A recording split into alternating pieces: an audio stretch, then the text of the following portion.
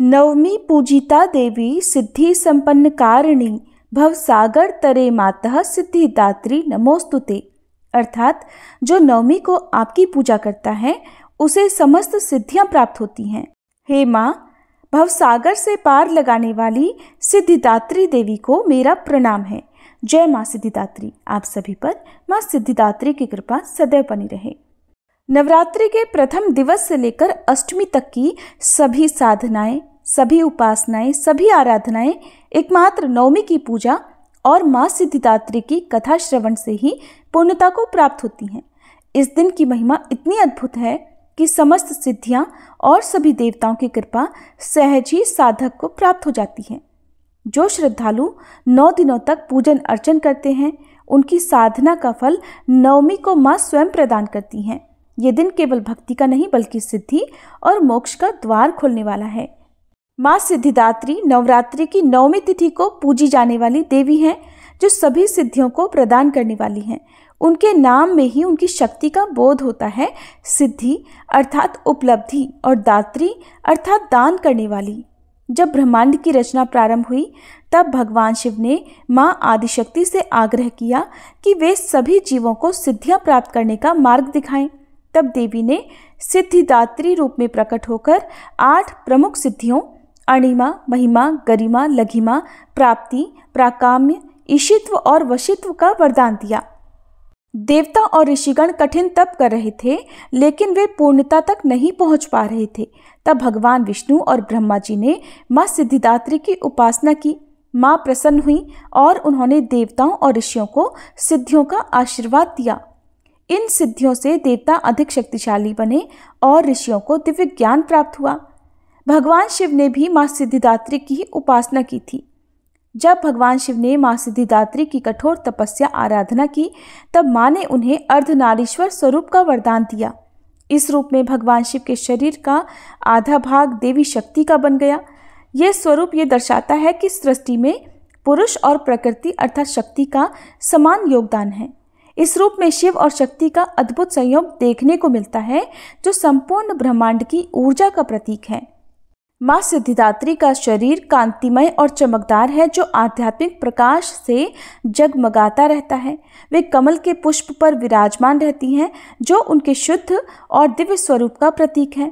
उनकी 4 भुजाएं हैं, जिनमें वे गदा, चक्र, शंख और कमल का पुष्प धारण किए रहती हैं। माँ का मुख सदैव प्रसन्न और करुणामयी रहता है, जिससे भक्तों को शांति और मोक्ष का आशीर्वाद मिलता है। माँ का रंग हल्का नीला या गुलाबी बताया जाता है, जो उनकी शीतलता और सौम्यता को दर्शाता है। वे अष्ट सिद्धियों की अधिष्ठात्री देवी हैं, जिनका आशीर्वाद वे अपने भक्तों को प्रदान करती हैं। प्राचीन काल में जब सृष्टि की रचना प्रारंभ हो रही थी तब भगवान शिव ने अपने अंदर ब्रह्मांडी शक्तियों को समाहित करने की इच्छा जताई। वे अद्वितीय शक्ति के स्रोत बनना चाहते थे, लेकिन उन्हें यह ज्ञान नहीं था कि वह दिव्य शक्ति कैसे प्राप्त करें। तब उन्होंने कठोर तपस्या करने का निश्चय किया और महाशक्ति की उपासना में लीन हो गए। भगवान शिव ने हजारों वर्षों तक ध्यान लगाया, जिसके प्रभाव से माँ सिद्धिदात्री प्रकट हुई। उनका स्वरूप अद्भुत था। 4 भुजाएं कमल पर विराजमान, हाथों में गदा, चक्र, शंख और कमल सुशोभित थे। उनके दर्शन मात्र से ही शिवजी धन्य हो गए और उन्होंने विनम्रतापूर्वक प्रार्थना की, हे देवी, मैं ब्रह्मांड की समस्त सिद्धियों को प्राप्त करना चाहता हूँ। कृपया मुझ पर कृपा करें और मुझे दिव्य ज्ञान प्रदान करें। माँ सिद्धिदात्री ने भगवान शिव को 8 महासिद्धियाँ प्रदान की, जिससे वे पूर्णता को प्राप्त कर सके। इन 8 सिद्धियों के कारण ही भगवान शिव अर्धनारीश्वर स्वरूप में प्रकट हुए। माँ सिद्धिदात्री द्वारा दी गई 8 सिद्धियाँ, जिनमें अणिमा, जिस कारण शरीर को अत्यंत सूक्ष्म बनाकर किसी भी स्थान में प्रवेश कर पाने की शक्ति थी। दूसरा महिमा, शरीर को अनंत विस्तार देकर विशाल रूप धारण करने की क्षमता। गरिमा से शरीर को अत्यधिक भारी बना लेने की शक्ति। लघिमा से शरीर को हल्का करके वायु के समान उड़ने की क्षमता। प्राप्ति, इच्छानुसार किसी भी वस्तु को पा लेने की शक्ति। प्राकाम्य, जल, थल, आकाश सभी तत्वों में रहने की क्षमता। ईशित्व, संपूर्ण सृष्टि पर शासन करने की शक्ति। और वशित्व से किसी को भी अपने वश में कर लेने की शक्ति। जब भगवान शिव ने ये सिद्धियां प्राप्त कर ली तो वे संपूर्ण ब्रह्मांड में सर्वोच्च शक्ति के रूप में पूजित हुए। प्राचीन समय की बात है, पृथ्वी पर जब असुरों का अत्याचार बढ़ गया तब देवताओं ने माँ दुर्गा की आराधना की। उनकी प्रार्थना से प्रसन्न होकर देवी दुर्गा प्रकट हुईं और उन्होंने महिषासुर का वध कर देवताओं को मुक्त किया। लेकिन देवी का यह रूप केवल युद्ध के लिए नहीं था, वे मातृ शक्ति और करुणा का भी प्रतीक थी। एक बार भगवान शिव और माता पार्वती हिमालय पर्वत पर निवास कर रहे थे। उसी समय ऋषियों और देवताओं ने उनसे पूछा, हे माँ, आप नवरात्रि में कन्या पूजन को इतना महत्वपूर्ण क्यों मानती हैं? तब माता ने एक पवित्र कथा सुनाई। सतयुग में एक महान तपस्वी राजा सुरथ राज्य करते थे। वे धार्मिक थे और सदैव प्रजा की भलाई में ही कार्य करते थे, परंतु दुर्भाग्यवश एक युद्ध में उनके शत्रुओं ने उन्हें पराजित कर दिया और उनका राज्य छीन लिया। दुखी होकर वे जंगल में चले गए और वहां एक साधु के आश्रम में रहने लगे। राजा सुरथ दिन रात सोचते रहते कि उनका वैभव, उनका सम्मान और उनका राज्य कैसे वापस मिलेगा। उसी वन में एक गरीब व्यापारी भी आया जिसे उसके परिवार ने घर से निकाल दिया था। दोनों दुखी प्राणी एक दिन ऋषि मेधा के आश्रम के पास पहुंचे और उन्हें अपनी पीड़ा सुनाई। ऋषि मेधा ने कहा, राजन, तुम्हारा राज्य छीनने वाले शत्रु बाहरी नहीं बल्कि तुम्हारे भीतर के भय, अज्ञान और मोह हैं। इनसे मुक्ति पाने के लिए तुम माँ दुर्गा की उपासना करो। राजा सुरथ और वह व्यापारी माँ दुर्गा की कठोर तपस्या करने लगे। 9 दिनों तक उपवास रखकर देवी की आराधना की। 9वें दिन जब उन्होंने हवन किया तो देवी प्रकट हुई और उन्होंने वरदान दिया, हे राजन, तुम्हें अपना राज्य पुनः प्राप्त होगा और हे वणिक, तुम्हें अखंड समृद्धि प्राप्त होगी। लेकिन यह केवल तुम्हारे लिए नहीं, यह संसार के लिए भी एक सीख है। जो व्यक्ति श्रद्धा और विश्वास के साथ कन्या रूपी मातृ शक्ति की पूजा करता है वह सदा सुखी रहता है। माँ दुर्गा ने आगे कहा, प्रत्येक कन्या में मेरा ही अंश होता है। जब तुम कन्याओं का पूजन करोगे, उन्हें प्रेम पूर्वक भोजन कराओगे तो तुम मुझे ही प्रसन्न करोगे। राजा सुरथ और व्यापारी ने उसी दिन 9 कन्याओं को बुलाकर आदर पूर्वक उनका पूजन किया और उन्हें भोजन कराकर विदा किया। तभी से कन्या पूजन की परंपरा भी आरंभ हुई। ये मान्यता है कि जो व्यक्ति सच्चे मन से कन्या पूजन करता है उसके घर में कभी धन, ऐश्वर्य और सुख समृद्धि की कमी नहीं होती। माँ दुर्गा स्वयं उसके घर में निवास करती हैं और अपने भक्तों की सभी इच्छाओं को पूर्ण करती हैं। ये कथा हमें सिखाती है कि कन्या पूजन केवल एक अनुष्ठान नहीं बल्कि मातृ शक्ति के सम्मान का भी प्रतीक है। जो कन्याओं का आदर करता है, उनके कल्याण की कामना करता है, उसे माँ दुर्गा की कृपा सदैव प्राप्त होती है। नवरात्रि के 9 दिनों की साधना और उपवास के बाद व्रत का समापन विधि पूर्वक और श्रद्धा से करना अति आवश्यक है, जिससे माँ की कृपा स्थायी रूप से बनी रहे। प्रातःकाल स्नान कर माँ दुर्गा की प्रतिमा या कलश के समक्ष दीप प्रज्वलित करें। श्री दुर्गा सप्तशती, देवी स्तोत्र या सिद्धिदात्री स्तुति का पाठ करें।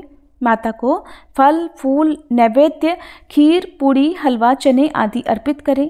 माता को पुष्पांजलि अर्पित कर ओम दुंग दुर्गाय नमः मंत्र का 108 बार जाप करें। अगर कलश स्थापित किया था तो उसे श्रद्धापूर्वक विसर्जित करें। 9 कन्याओं और 1 लांगुर को आमंत्रित करके उनके पैर धोकर सम्मानपूर्वक आसन पर बिठाकर उन्हें हलवा, पूड़ी, चना, फल और मिठाई का प्रसाद अर्पित करें।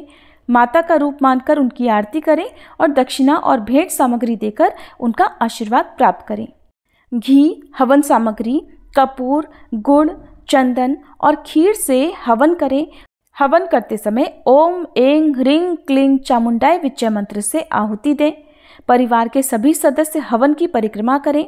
व्रतधारी स्वयं उपवास खोलने से पहले माता को भोग लगाएं और फिर सात्विक भोजन ग्रहण करें।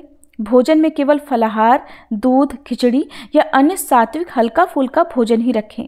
फिर दान पुण्य भी करें। नवरात्रि व्रत की पूर्णता पर जरूरतमंदों को अन्न, वस्त्र और दक्षिणा का दान करें। गौ, ब्राह्मण, गरीबों और जरूरतमंदों को भोजन कराना या भोजन का दान करना अति शुभ माना जाता है।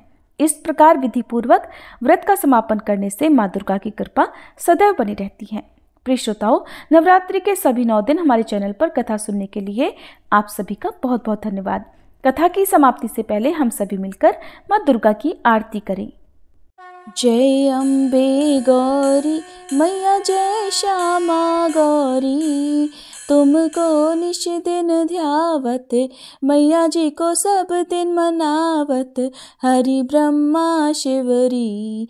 जय अम्बे गौरी। मांग सिंदूर विराजत, टीको मृग मद को, मैया टीको मृग मद को, उज्ज्वल से दो नैना, निर्मल से दो नैना, चंद्र वदननी को। जय अम्बे गौरी। कनक समान कलेवर, रक्तांबर राजे, मैया रक्तांबर राजे, रक्त पुष्प गलमाला, लाल पुष्प गलमाला, कंठन पर साजे। जय अम्बे गौरी। के हरिवाहन राजत, खड्ग खपर धारी, मैया खड्ग खपर धारी, सुर नर मुनि जन सेवत, सुर नर मुनि जन सेवत, तिनके दुख हारी। जय अम्बे गौरी। कानन कुंडल शोभित, नासाग्रे मोती, मैया नासाग्रे मोती, कोटिक चंद्र दिवाकर, कोटिक चंद्र दिवाकर, राजत समज्योति। जय अम्बे गौरी। शुंभ निशुंभ विदारे, महिषासुर घाती, मैया महिषासुर घाती, धूम्र विलोचन नैना, मधुर विलोचन नैना, निश दिन मदमाती। जय अम्बे गौरी। चंड मुंड संहारे, शोणित बीज हरे, मैया शोणित बीज हरे, मधु कैटभ दो मारे, मधु कैटभ दो मारे, सुर भयहीन करे। जय अम्बे गौरी। ब्रह्माणी रुद्राणी, तुम कमला रानी, मैया तुम कमला रानी, आगम निगम बखानी, तुम शिव पट रानी। जय अम्बे गौरी। 64 योगिनी मंगल गावत, नृत्य करत भैरू, मैया नृत्य करत भैरू, बाजत ताल मृदंगा, बाजत ढोल मृदंगा, अरु बाजत डमरू। जय अम्बे गौरी। तुम ही जग की माता, तुम ही हो भरता, मैया तुम ही हो भरता, भक्तन की दुख हरता, भक्तन की दुख हरता, सुख संपत्ति करता। जय अम्बे गौरी। भुजाचार अति शोभित, वर मुद्राधारी, मैया वर मुद्राधारी, मन वांछित फल पावत, मन इच्छा फल पावत, सेवत नर नारी। जय अम्बे गौरी। कंचन थाल विराजत, अगर कपूर बाती, मैया अगर कपूर बाती, श्रीमाल के तुम्हें राजत, श्रीमाल के तुम्हें राजत, कोटि रतन ज्योति। जय अम्बे गौरी। श्री अम्बे जी की आरती जो कोई नर गावे, मैया जो कोई नर गावे, कहते शिवानंद स्वामी, रटत भोलानंद स्वामी, सुख संपत्ति पावे। जय अम्बे गौरी। जय अम्बे गौरी, मैया जय श्यामा गौरी, तुमको निश दिन ध्यावत, मैया जी को सब दिन मनावत, हरि ब्रह्मा शिवरी। जय अम्बे गौरी।